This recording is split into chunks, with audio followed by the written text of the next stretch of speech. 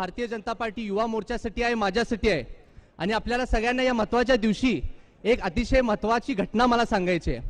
कुरुक्षेत्राच्या युद्धामध्ये दोन बाजू होते, पांडव आणि कौरव।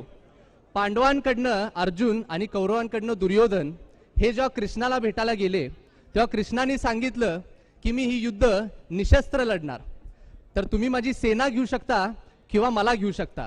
दुर्योधननी बिन विचार करता सांगितलं की मी कृष्णा तुमची सेना घेतो आणि अर्जुननी सुद्धा न विचार करता सांगितलं की मला कृष्णा तुम्ही पाहिजे।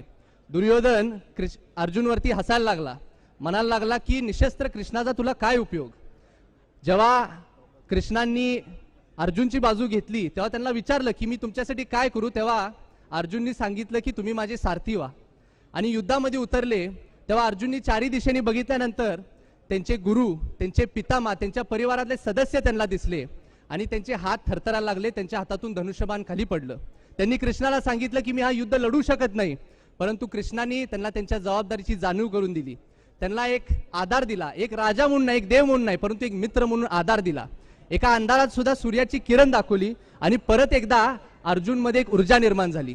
अर्जुन ते युद्ध लढले आणि विजयी झाले। अनेक लोक त्या विजयाचा उत्सव साजरा करायला लागले आणि त्यांनी म्हणायला लागले की अर्जुन हा इतिहासातला सर्वात मोठा योद्धा ठरलेला आहे। परंतु अर्जुनला माहित होतं की ही युद्ध कृष्णाशिवाय जिंकणं त्यांना शक्य नव्हतं। कृष्णाच्या विचारामुळे, कृष्णाच्या उपस्थितीमुळे, सतर्कतेमुळे ते युद्ध जिंकू शकले। मी ही घटना एवढ्यासाठीच सांगतोय कारण इथं बसलेल्या प्रत्येक व्यक्तीला मला एक संदेश द्यायचा आहे। तुमच्या प्रत्येकातल्या आयुष्यातला मी एक सारथी बनायला तयार आहे। तुम्हाला सर्वांना दिशा दाखवीन, मार्ग काढून देईन, तुमचा आयुष्यभर एक प्रामाणिक मित्र बनून राहीन। आज युवा शक्ती जागर यात्राची सुरुवात होत आहे आणि आपण सर्वजण भाग्यवान आहे की आपल्याला भारतीय जनता पार्टीचं काम करायला मिळतं।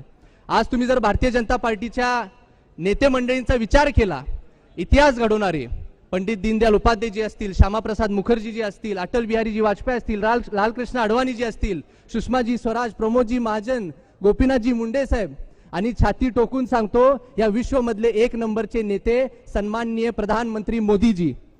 आज आपल्याला सगळ्यांना सांगायचं आहे की आपल्यासाठी सुद्धा एक सुवर्ण काळ आहे, कारण आपलं नेतृत्व हे सन्माननीय मुख्यमंत्री देवेंद्र फडणवीस साहेब करतात।